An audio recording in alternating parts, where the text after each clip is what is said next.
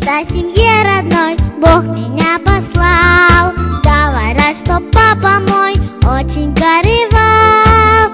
Говорят, 4 дня он не пил, не ел, потому что не меня, мальчика, хотел.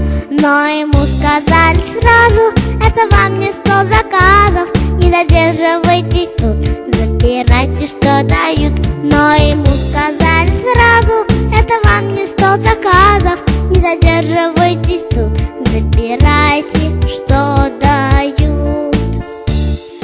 Только о своей мечте папа не забыл. Оказалось, он в семье всех упрямей был. До сих пор ему не лень, вот уж сколько лет, приносить мне каждый день новый пистолет. Я уже играть устала в заводные самосвалы, и к футбольному мячу подходить я не хочу. Я уже играть устала в заводные самосвалы, и к футбольному мячу подходить я не хочу.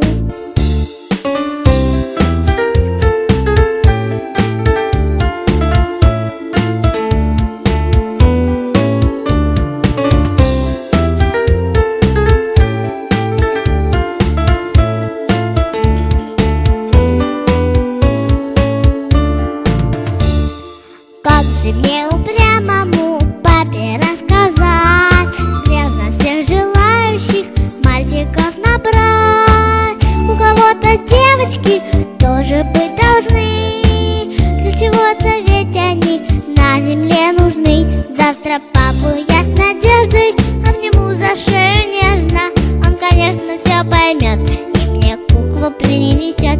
Завтра папу я с надеждой обниму за шею нежно, он, конечно, все поймет и мне куклу